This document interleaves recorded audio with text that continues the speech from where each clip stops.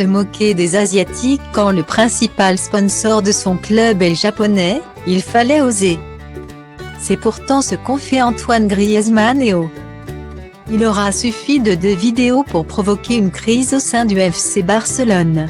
La première montre Ousmane Dembélé se moquer des employés d'un hôtel japonais, sous les rires d'Antoine Griezmann.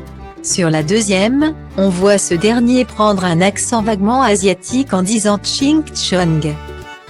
Des images qui ont suscité l'indignation. Accusés de racisme, les 2 joueurs du club catalan ont tenté dans un premier temps de s'expliquer. Mais leurs propos, qui ne contenaient aucune remise en question, n'ont fait que relancer la polémique. Antoine Griezmann a même perdu son contrat avec la société japonaise Konami, qui avait fait de lui l'ambassadeur de sa marque Yu-Gi-Oh tout récemment.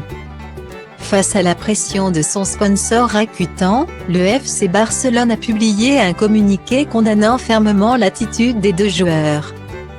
Un signe fort qui prouve à quel point le club prend la situation au sérieux. Un départ de Rakuten pourrait avoir des conséquences désastreuses pour le Barça. Et cette polémique est tombée au pire moment possible.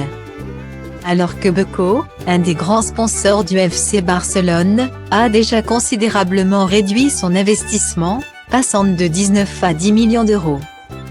Le club catalan ne peut pas se permettre de dire adieu à Rakuten. Le géant du commerce en ligne avait signé pour un contrat de 4 ans en 2017, qui a été prolongé d'1 an en novembre 2020. Et il est question de très gros sous. 55 millions d'euros par an. Avec un bonus D1, 5 millions d'euros en cas de victoire en Liga, et de 5 millions pour la Ligue des Champions.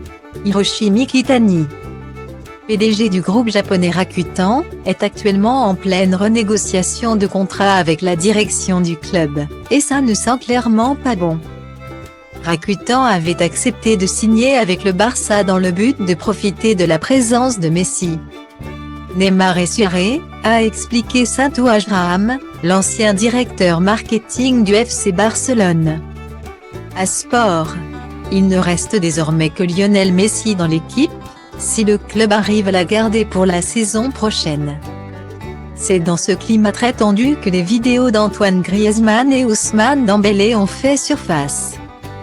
Ils avaient donc tout intérêt à faire amende honorable auprès d'Hiroshi Mikitani, qui a fermement marqué son mécontentement sur Twitter.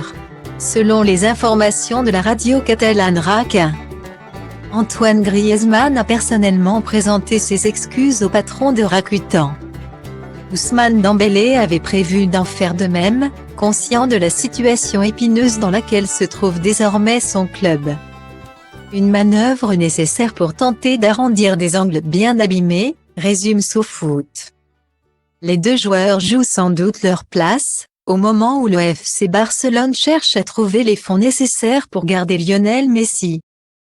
Le scandale serait une parfaite justification pour les renvoyer.